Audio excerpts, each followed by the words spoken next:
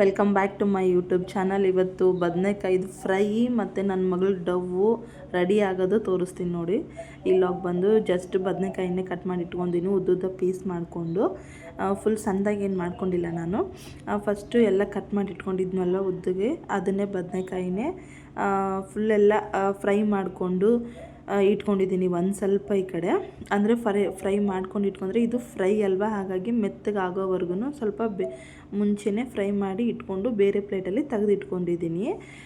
ಆದಮೇಲೆ ಈರುಳ್ಳಿ ಫ್ರೈ ಮಾಡಿಕೊಂಡು ಸೈಡ್ಸಿಗೆ ಬರುತ್ತೆ ಅಲ್ವಾ, ಆ ಥರ ತಿನ್ನೋಕ್ಕೆ ಇದು ಚಪಾತಿಗೂ ಓಕೆ, ರೊಟ್ಟಿಗೂ ಓಕೆ.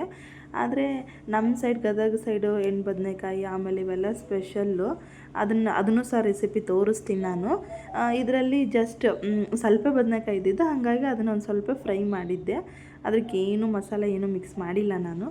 ಜಸ್ಟ್ ನೋಡಿ ಈ ಥರ ಫ್ರೈ ಮಾಡಿ ಇಟ್ಕೊಂಡಿದ್ದೀನಿ. ಖಾರ, ಗರಂ ಮಸಾಲೆ, ಉಪ್ಪು ಇಷ್ಟೇ ಫ್ರೈ ಮಾಡಿಕೊಂಡು ಇಷ್ಟೇ ತಿಂದರೆ ಮೆತ್ತಗಾಗಿ ಅಷ್ಟು ಸ್ಮೂತಾಗಿರುತ್ತೆ. ನಾನು ಚಪಾತಿ ಮಾಡಿದ್ದೆ ಅವತ್ತು. ಜೊತೆಗೆ ಇದನ್ನೊಂದು ಸ್ವಲ್ಪ ಇರೋದಕ್ಕೋಸ್ಕರ ಈ ಥರ ಫ್ರೈ ಮಾಡಿಕೊಂಡು ಟ್ರೈ ಮಾಡಿದೆ. ಆದರೆ ನಿಜ ಟೇಸ್ಟ್ ಇತ್ತು, ಸಖತ್ತಾಗಿ. ನಮ್ಮ ಸೈಡೆಲ್ಲ ಈ ಥರನೂ ಮಾಡ್ತೀವಿ. ಸ್ವಲ್ಪ ಎಲ್ಲ ಈರುಳ್ಳಿ ರೆಡ್ಡಿಶ್ ಆಗೋವರೆಗೂ ಉಪ್ಪು ಹಾಕ್ಕೊಂಡು ಅದನ್ನು ಕೂಡ ಫ್ರೈ ಮಾಡಿಕೊಂಡು, ಆಮೇಲೆ ಬದನೆಕಾಯಿ ಫ್ರೈ ಮಾಡಿ ಇಟ್ಕೊಂಡಿದ್ದು ಸೈಡಿಗೆ ತೆಗೆದು ಇಟ್ಕೊಂಡಿದ್ನಲ್ವ, ಅವನು ಕೂಡ ಅದರಲ್ಲೇ ಮಿಕ್ಸ್ ಮಾಡಿದೆ. ಅದನ್ನು ಫುಲ್ ಹಸಿ ವಾಸನೆ ಹೋಗೋವರೆಗೂ. ಆಮೇಲೆ ಅದು ಮೆತ್ತಗಾಗುತ್ತೆ. ಹಿಂಗೆ ಪೀಸ್ ಮಾಡಿದರೆ, ಸ್ಪೂನಿಂದ ಹಿಂಗೆ ಪೀಸ್ ಮಾಡಿದರೆ ಕಟ್ಟಾಗುತ್ತೆ. ಅಲ್ಲಿ ತನಕ ಮೆತ್ತಗೆ ಮಾಡ್ಕೋಬೇಕು. ಯಾಕಂದರೆ ಚಪಾತಿ ತೊಗೊಂಡು ಹಿಂಗೆ ಮಾಡ್ಕೊಂಡು ಹಿಂಗೆ ತೊಗೊಂಡ್ರೆ ಅದೆರಡು ಪೀಸಾಗಿ ಮೆತ್ತಿಗೆ ಸ್ಮೂತಾಗಿ ಅಷ್ಟು ಚೆನ್ನಾಗಿ ಬರುತ್ತೆ. ಹಾಗಾಗಿ ಆ ಥರ ಆಗೋವರೆಗೂ ನಾನು ಮಾಡಿಕೊಂಡೆ ಫ್ರೈನೇ. 2 ಸ್ಪೂನು ರೆಡ್ ಚಿಲ್ಲಿ ಪೌಡರ್ ಹಾಕ್ಕೊಂಡೆ. ನಾನು ಹೇಳಿನಲ್ವ, ನಾನು ಊರಿಂದನೇ ತರೋದು ಕೆಂಪು ಖಾರನೇ. ಒಂದು ಸ್ವಲ್ಪ ಗರಂ ಮಸಾಲ, ಉಪ್ಪು, ಖಾರ, ಗರಂ ಮಸಾಲ ಬಿಟ್ಟು ನಾನು ಏನೂ ಹಾಕಿಲ್ಲ ಇದಕ್ಕೆ. ರಿಯಲಿ ಟೇಸ್ಟ್ ಇತ್ತು. ನೀವು ಒಂದು ಸಲ ಟ್ರೈ ಮಾಡಿ. ಫ್ರೈ ಅಷ್ಟೇ ಇದು. ಅಂದರೆ ಇವಾಗ ಏನಾದರೂ ತಿನ್ನಬೇಕಾ ಅನಿಸ್ತಾ ಕೂಡ ಟ್ರೈ ಮಾಡ್ಬೋದು. ಅಂದರೆ ಏನಾದರೂ ಬಾಯಿ ತಿನ್ನಬೇಕು ಅನಿಸುತ್ತಲ್ಲ, ಈ ಥರ ಜಸ್ಟ್ ಫ್ರೈ ಮಾಡ್ಕೊಂಡು ತಿಂದರೂ ಕೂಡ ಫುಲ್ ಬದನೆಕಾಯಿ ಇಷ್ಟಪಡ್ತಿರ್ತಾರಲ್ವ, ಇಷ್ಟೇ ಮಾಡ್ಕೊಂಡು ತಿಂದರೂ ಸಹ ಇಷ್ಟ ಆಗುತ್ತೆ. ಬ್ಯಾಚುಲರ್ಸಿಗೂ ಚೆನ್ನಾಗೇ ಇದು, ಈಸಿಯಾಗಿ ಮಾಡ್ಕೋಬೋದು. ಫುಲ್ ನಮ್ಮ ಸೈಡ್ ಅಂದರೂ ಬದನೆಕಾಯಿಗೆ ಎಲ್ಲರೂ ಫೇವ್ರೆಟ್, ಎಲ್ಲರೂ ಇಷ್ಟಪಟ್ಟು ತಿಂತಾರೆ. ಜಸ್ಟ್ ಇಷ್ಟು ಫ್ರೈ ಮಾಡಿಕೊಂಡ್ರೆ ಒಂದು 5 ಮಿನಿಟ್ಸ್ ಒಳಗೆ ಎಲ್ಲ ಅಡುಗೆನೇ ಆಗೋದಂಗೆ. ಆ ಥರ ಬದನೆಕಾಯಿ ಫ್ರೈ ಚೆನ್ನಾಗಿತ್ತು. ಟೇಸ್ಟ್ ಮಾಡಿ ನೋಡಿ. ಆಲ್ರೆಡಿ ನನ್ನ ಮಗಳು ಸ್ಟಾರ್ಟ್ ಮಾಡ್ಯಾಳೆ ರೆಡಿ ಆಗೋಕ್ಕೆ, ಮೇಕಪ್ ಆಗೋಕ್ಕೆ. ನಾನು ವೀಡಿಯೋ ಮಾಡ್ತಿಲ್ಲ ನಿನಗೆ, ನಾನು ಫೋಟೋ ತಗೋತಿದ್ದೀನಿ ಕನ್ನಡಿಯಲ್ಲಿ ಅಂತ, ಮಿರರಾಗೆ ಅಂತ ಹೇಳಿದ್ದಕ್ಕೆ ನನ್ನ ಮಗಳು ಈ ಥರ ಪೋಸ್ ಕೊಟ್ಟು ತನ್ನಷ್ಟಕ್ಕೆ ತಾನು ರೆಡಿ ಆಗ್ತಿದ್ದಾಳೆ. ಫುಲ್ಲು ನಾನು ಎಲ್ಲ ಅಡುಗೆ ಮಾಡ್ಕೊಂಡು ಬಂದು ಆಯ್ತಪ್ಪ ಒಂದು ಸ್ವಲ್ಪ ಕೂತ್ರಾಯ್ತು ಅಂತಂದರೆ ಈ ಥರ ಡವ್ ಮಾಡ್ತಾಳೆ ಇವಳು. ನಮ್ಮ ದೊಡ್ಡಪ್ಪರು ಅವ್ರು ಎಕ್ಸ್ಪೈರ್ ಆಗಿದ್ದರೆ ಆ ಡೇನೇ ಹುಟ್ಟಿರೋದು. ಒಂದು ಸ್ವಲ್ಪ ಎಲ್ಲ ಅವ್ರವೇ ಇದ್ದಾವೆ ಈ ಥರ ರೆಡಿ ಆಗೋದು, ಹಿಂಗೆ ಕಾಲು ಚಾಚ್ಕೊಂಡು ಕೂಡೋದು, ಎಲ್ಲರೂ ಹಿಂಗೆ ಈ ಥರನೇ ಸ್ವಲ್ಪ ಅವಳಿಗೆ ಇರೋದು. ಅವೆಲ್ಲ ಅಷ್ಟೇ, ಏನು ಹೇಳೋಕ್ಕೆ ಎಕ್ಸ್ಪ್ಲೇನ್ ಮಾಡೋಕ್ಕಾಗಲ್ಲ. ಈ ಥರ ಕಾಲೆಲ್ಲ ಈ ಥರನೇ ಮಾಡ್ಕೋತಾ ಇದ್ರು ಜಾಸ್ತಿ. ಅವ್ರ ಹ್ಯಾಬಿಟ್ಸ್ ಎಲ್ಲ ಇವಳಿಗೆ ಬಂದಿದ್ದಾವೆ ಒಂದೊಂದು. ಅವರಪ್ಪನೂ ಪೌಡ್ರ್ ಅಂದರೆ, ನಮ್ಮ ಅಪ್ಪಾಜಿನೂ ಅಷ್ಟೇ, ಪೌಡ್ರ್ ಅಂದರೆ ಫುಲ್ ತಲೆಯಿಂದ ಮುಖವರೆಗೂ ಬೆನ್ನು, ಅಯ್ಯೋ ಎಲ್ಲ ಕಡೆಯೂ ಪೌಡ್ರ್ ಖಾಲಿ ಮಾಡೋಷ್ಟು ಹಚ್ಕೋತಿದ್ರು. ಅದೇನು 1 ಮಂತ್ ಬರ್ತಿರಲಿಲ್ಲ ನಮ್ಮ ಮನೇಲಿ ಪೌಡ್ರು. ಹಾಗಾಗಿ ಇವಳು ಕೂಡ ಪೌಡ್ರು ಪ್ರಿಯಳು. ಚೆನ್ನಾಗಿ ರೆಡಿ ಆಗ್ತಾಳೆ. ನೋಡ್ತಾ ಇದ್ದೀನಿ ನಾನು ಸುಮ್ಮನೆ ಕೂತ್ಕೊಂಡು. ಇಲ್ಲಮ್ಮ ನಾನೇನು ವೀಡಿಯೋ ಮಾಡ್ತಿಲ್ಲ ಅಂತಂದು ಹೇಳ್ಬಿಟ್ಟು ಅವಳಿಗೆ ಕೂತಿದ್ದು. ಕೈ ಕಾಲು ನೋಡಿ ಎಲ್ಲ ಡ್ರೆಸ್ಸಿಗೆ ಹಚ್ಕೊಳ್ಳೋದು, ಕೆಳಗಡೆ ಕೈ ಕೆಳಗಡೆ ಕಾಲಿಗೆ.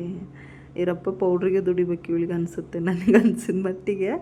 ಮತ್ತು ಕ್ರೀಮ್ ತೊಗೊಂಡ್ಲು, ಅವಳದು ಕ್ರೀಮ್ ತೊಗೊಂಡು ಬಾಡಿ ಲೋಷನ್ ಎಲ್ಲ ತೊಗೊಂಡು ಹಚ್ಕೊಳಕ್ಕೆ ಸ್ಟಾರ್ಟ್ ಮಾಡಿದ್ಲು. ನಾನು ಅಂತ ಅಂದೆ ಅವಾಗ ಒಂದು ಸ್ವಲ್ಪ ಅಂತ ಅಂತಿದ್ಲು. ಆದರೆ ಈಗಿನ ಮಕ್ಕಳು ಮಾತು ಕೇಳೋದು ಭಾಳ ಅಂದರೆ ಭಾಳ ಕಮ್ಮಿ.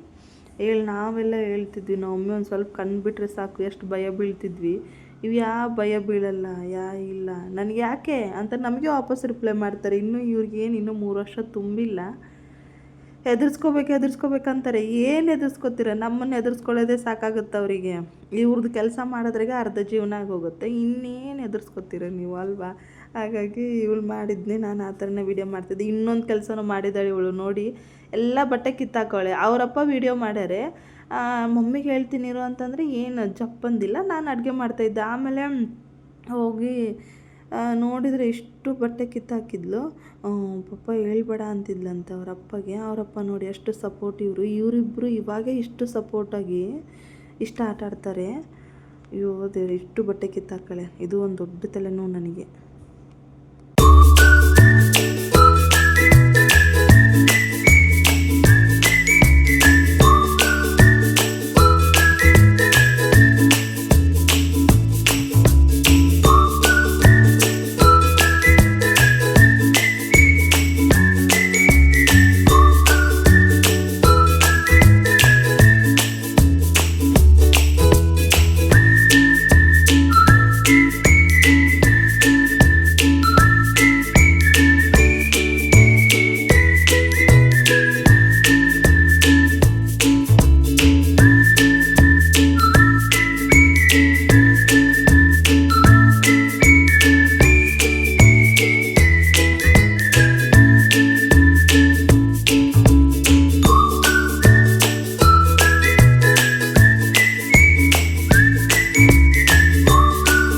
ಪ್ಲೀಸ್ ಪಪ್ಪ ಮಮ್ಮಿಗೆ ಹೇಳ್ಬೇಡ ಅಂತಂದು ಹೇಳಿ ಎಲ್ಲಿ ಬಚ್ಕೊಂಡಿದ್ಲಂತ ಅವಳು. ನಾನು ಏನದು ಅಂತ ಹೇಳಿದ್ದಕ್ಕೆ ಈ ಥರ ಡವ್ ಅಪ್ಪ ಮಗಳದು ಇಬ್ಬರು ಒಂದೇ ಯಾವಾಗಲೂ.